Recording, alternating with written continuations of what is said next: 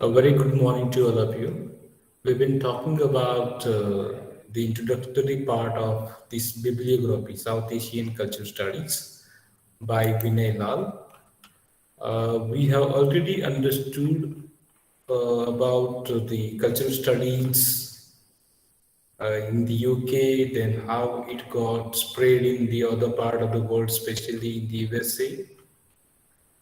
During last 2 to 3 lectures, we have been talking about cultural studies in South Asia. So initially, as I stated, as per Vinay Lal, cultural studies in South Asia was restricted to discussion of certain novelists and certain diaspora writers. Then it was associated with the discussion of the modernization theory with reference to the religion, philosophy, literature in India, in short, the culture of India. Then the dominant paradigm for this study was provided by the Indologist, and they restricted to the Hinduism and Sanskrit, the study of Sanskrit language, and at most the study of Hindi language. So, and these studies were funded by certain government agencies and councils in the USA, especially the Ford Foundation, that we understood. Further, certain contribution on South Asian studies could be in terms of science Orientalism in Asia in general, and then in India especially, we refer to the works by Jeet Singh Uberoy and Ashish Nandi. They started talking about culture and science, etc.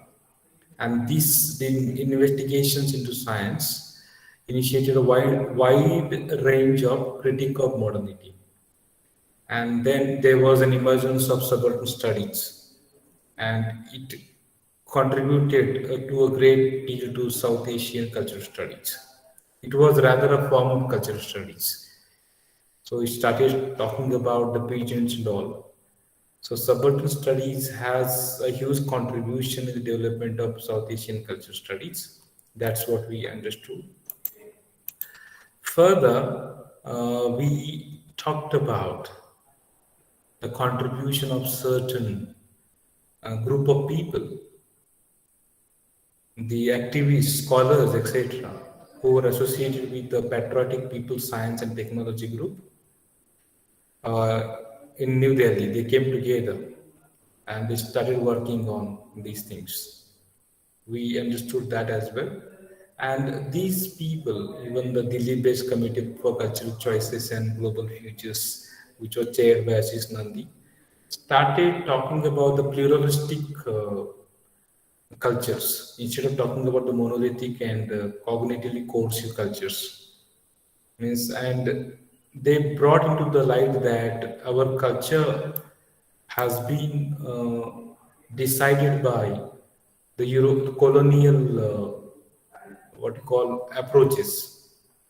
So the critics of knowledge, that is a kind of field, emanated from India, can be described as sharing the committee's political position and epistemological views.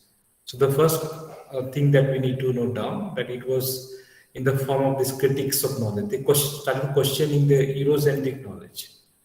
Then we understood in yesterday's lecture the media studies. So cultural studies emerged in India in the form of media studies, with the emergence of satellite television and all, and how this media was dominated by the Hindu mythologies and then masculine stories, etc., that we understood in yesterday's lecture. We refer to the TV channels, especially MTV in those days, and the state-sponsored television, Doordarshan. So, along with critique of knowledge and studies of media, two other developments we understood. The first one was in terms of the ecological movement. So the ecological movement once again made us to think about a culture wherein the forest was considered to be the place, a sacred place. The forest provides a living besides clean air, water, and fodder for millions of people. So there was a kind of ecological struggles, there were contestations between the development and deforestation. So that also provided a kind of base for the development of culture studies in India. So what we understand through this particular movement, ecological movement, is that there is an expression of pluralistic and human ways of being and living in forests. So ecology, through the study of ecology, writing under the environment and ecology, uh, in this bibliography, he takes note of the authors who contributed, especially the authors like Vandana Shiva. Although there are certain criticism on these workers, these ecologists, still he thinks that their contribution has to be understood in terms of the development of cultural studies in India. Apart from this, the second aspect is English studies. So, writing on ecology, the writers who wrote about ecology, they showed one kind of political awareness. An awareness was created through these movements on ecology or ecological movements, we can say. At the same time, certain writers who wrote for ecology, they contributed in the awareness, political awareness. So that indirectly contributed in the development of cultural studies. So that is one of the forms of cultural studies in India that we have to understand. Further, as you are students of English language and literature, so we need to understand that English studies in India, English studies is a broad concept, an umbrella concept. It refers to teaching of English in Indian universities. It refers to the study of literature, English literature, English language, and all other related issues, means literary criticism, whatever you do in a MA course, in a BA course that is under English studies. So English studies in India represent another important and emergent strand in South Asian culture studies. So we are understanding different forms of culture studies in India. And as we understood that the organizations, the councils, which came up with the critics of knowledge, they started questioning Eurocentric knowledge. And then the media studies, the ecological studies, subaltern studies, all these studies contributed. I mean, there are different forms of cultural studies we can see in South Asia. So today we are going to discuss how English studies in India represent another form of cultural studies in South Asia. When we talk about English studies, it has several dimensions. And you are the students of literary criticism. Indian post-colonial critics. Now we refer to Professor Bhabha and others. Means whether these post-colonial critics are located in India or in the academy in English-speaking countries, especially in the United States. The Indian post-colonial critics, I mentioned the name, Homi K. Bhabha, and others, provide South Asian culture study with one evident link to the Western academy. So these scholars, they established a kind of link with the Western academy. And they have written a lot about post-coloniality with reference to English studies. Therefore, Vinayal thinks that we need not to talk about those things here. You being the students of English literature, know very well about post-colonialism as a movement or as an academic study, area of study, you can say. And some other questions have been posed by practitioners of English study.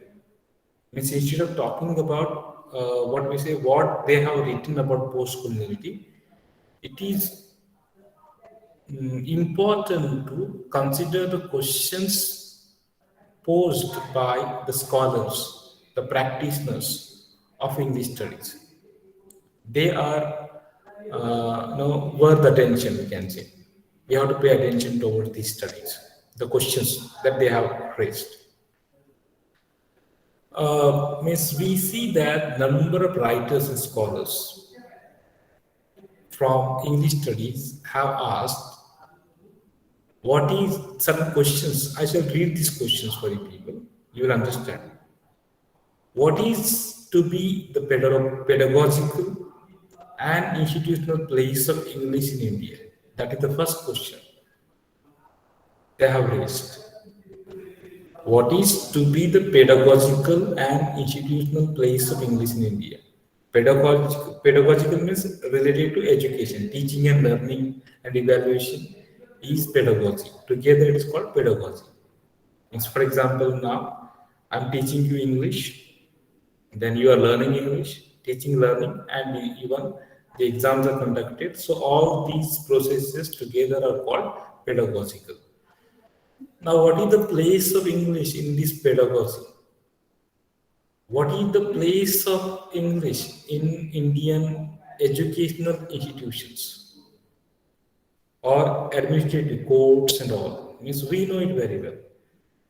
So these interrogations or these questions of the hollowed place of English in India. They say the hollowed place. Hollow means the empty. Actually, uh, there is no concrete place as such. And we should not get confused with the anti-English, Angrezi Hatao movement of the Hindi-dominated states like Madhya Pradesh and Uttar Pradesh by relating this question with an anti-English movement or Angrezi Hatao movement. You might be knowing there were Angrezi Hatao movements in the Hindi-dominated state like Madhya Pradesh, Bihar, Uttar Pradesh, etc. So this question should not be understood in that context. That is actually a confused question. Means the movement is clumsy, not organized, and it is a kind of patriotic attempt by government officials in those particular states, means political leaders, etc. We should not compare these questions by the scholars with that movement, and that would be a kind of undermining the place of English in government and educational institutions. But still, we need to ask the place of English in Indian pedagogy and institutions. It is not in opposition, but we need to really question it. That's what he says. And he asked some more questions. Now, what are these? First question he has asked already. The next question that he asks about English studies in India is, to what extent will one ever be able to speak of English as a language of the people? Can English become the language of the people? Into quote. He has kept of the people, means of common people, of masses. Has English got that position? The way we use Hindi in a day-to-day communication. Has English taken that position? And will it be able to take that position? Will it be ever able to become the language of common people?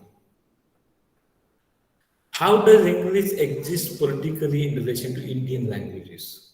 When we talk about Marathi, Hindi, Kannada, Tamil, and all.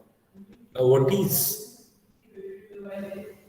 the existence of English in the context of these languages? For example, Hindi speakers think that they talk in favor of Hindi. Tamil Tamil people talk in favor of Tamil language. Telugu people, they demanded the separate state, you might be knowing. And Andhra Pradesh was the first Indian state which came into being in 1956 on the basis of language. It is the first linguistic state. Otherwise, before 1956, there was no such division. You might be familiar with. Now, does English have that kind of political support in India? Then what associations does English have with structure of class and caste? For example, we talk about Hindi of what we call upper class, middle class, lower class, or Marathi of Brahmin Marathi or some upper class Marathi, Puneri Marathi. Such kind of things are there.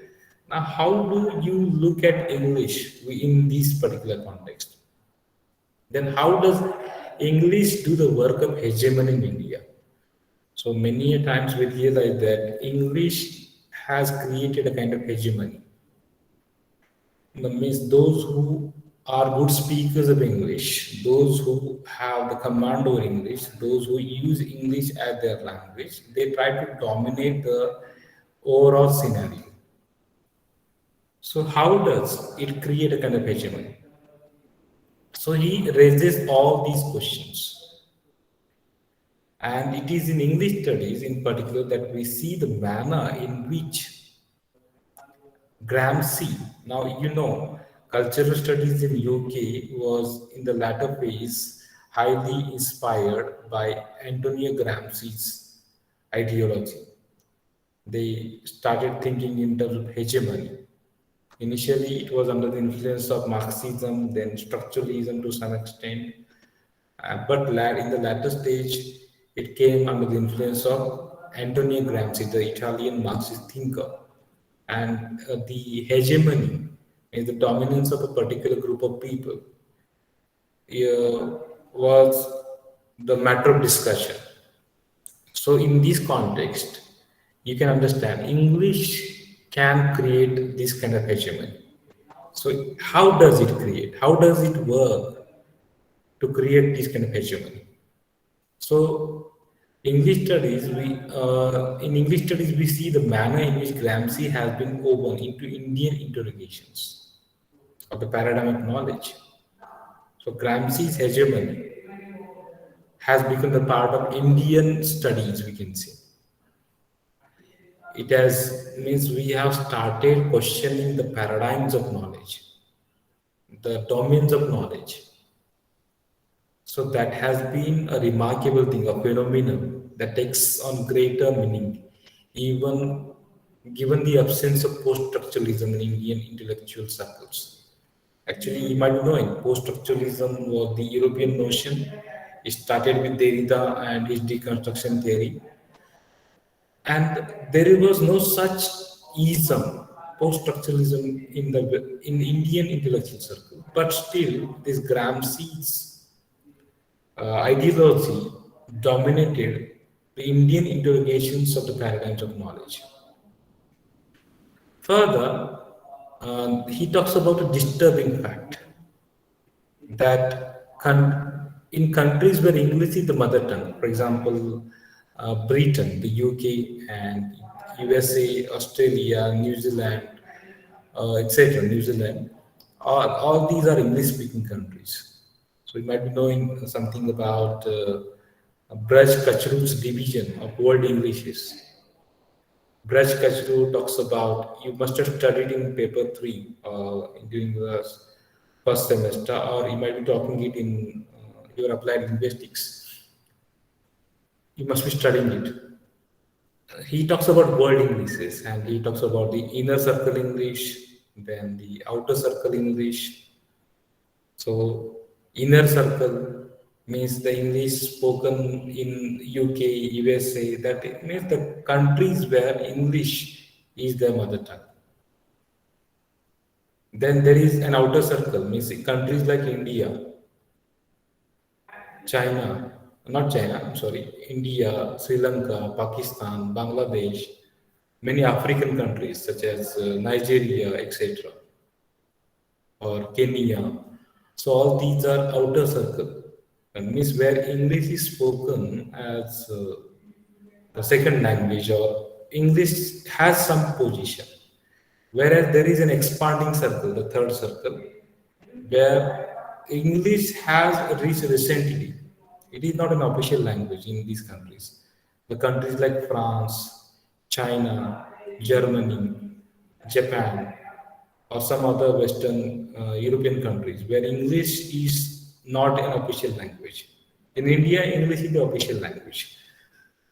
So he says in countries where English is the mother tongue, so English is as most languages must be, except when a difference is theorized between the classical and the vernacular.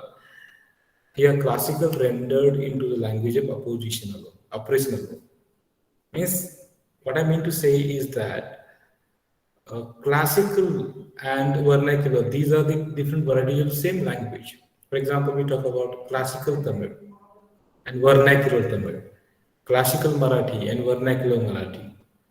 When we understand this difference in theoretical manner, we understand that the classical version is generally taken as the language of operation.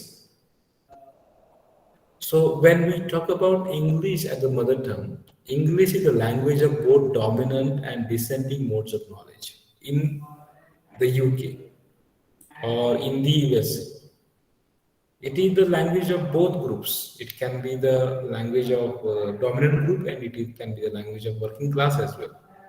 But in India, English is seen to have intimate association with the now what we understand as development. English is seen as the language of development. English is seen as the language of science.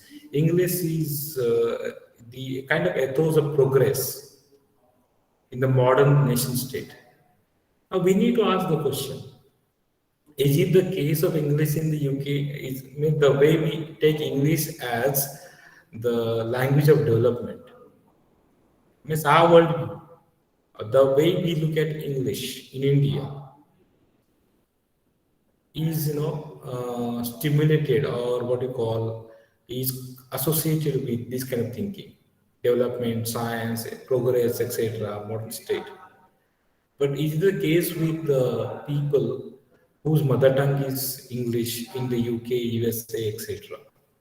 So in India, we come to know that English appears to be irrevocably harnessed to those very pathologies. Means what? And cultural studies tries to dissect this. It pathology is a kind of lab you might be knowing, wherein dissection is done, and cultural study dissects this very ideology. Means English is the language of modernity. English is the language of science. English is instrumental in bureaucratic language of bureaucracy. It is the instrument of progress. So all these notions are dissected, they are laid bare by cultural studies in India. We start questioning all these things. Is it really so? So you might be knowing something about Lord Macaulay's minutes of 1835. He wanted to get Indians who will be Indians by their blood and skin color, but they will be British in their habits, in their manners, in their behavior. And English education was introduced by Lord Macaulay in India. So Indians may not be the exact, progenes of Lord Macaulay, what we call Aulad in Marathi or Hindi. So, but they are certainly among the most faithful. They may not be called progeny, but they are faithful. Means they have very positive opinion about English. We are students of English, but we need to understand that we study it as a subject. but there is a kind of hegemony of the thing. People who think that you know English is the language of science, modernity, and all other aspects. It is a mark of progress. It is the symbol of progress. So, although you cannot, I mean, the insulting term cannot be used, most of the time, the people who speak English, they are called as, a British and all, but they are faithful to English. That has to be accepted. And if you read the essays by Tejaswini Niranjan, Susi Tharu, Rajeshwari Sundarajan, and number of other scholars of English in Delhi, Calcutta, Hyderabad. These are the cities in which we come across these scholars. So these, when we read this, all these questions are now unavoidable. The questions raised by Vinay Lal here are unavoidable, and they must be seriously considered. If English studies are to provide us with emancipatory possibilities. Emancipatory means, you might be knowing, emancipation means freedom. If English studies are going to provide us kind of freedom, you might be knowing in Tamil Nadu there was a kind of temple constructed by certain backward class people, the temple of English goddess, because they thought that it is English which can free them from their caste system. Means English is seen as a kind of language of opportunities, and English studies can provide us this platform for the emancipatory possibilities. Means freedom from colonial thinking, freedom from uh, kind of dominance, etc. So the works by these scholars of English studies show that interpretation of English literature means, for example, interpretation of Shakespeare, Milton, whatever, all other writers, or American writers, or Australian writers, or any other writers who write in English across the world. So these particular work shows their work shows that interpretations of English literature, particularly as it has been traditionally construed, understood, are no longer to be left to scholars in the West. Means we should not rely on the studies of the Western scholars. What Western scholars think about William Shakespeare, what Western scholars think about Milton, that should not be the only source of our knowledge. We should start questioning. We should start understanding Shakespeare from our point of view. We should not rely on the Western people, Western scholars.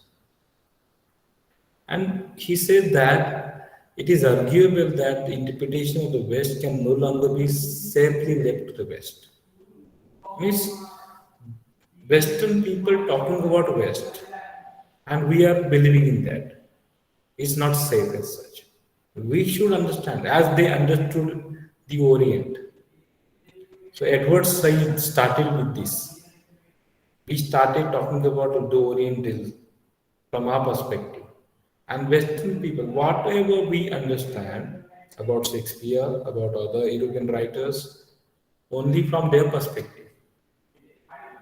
For example, what Samuel Johnson says about William Shakespeare, what Dryden talks about William Shakespeare, or what William Wordsworth says about his poetry, that should not be uh, no our approach. We should understand from our own point of view. So we should not rely on the Western theory entirely. That's what he's trying to suggest. Cultural studies can do it. And this is the significant, enduring contribution of South Asian culture studies. That we became aware of the fact that we can interpret West from our point of view. And all such works which have claimed this have been included in this particular bibliography. Okay, means we can think from our perspective. We can interpret the canonical European and American works of philosophy and religion from our point of view. For example, Mukund Lath has written on Aristotle, and he has talked about Aristotle from Indian point of view.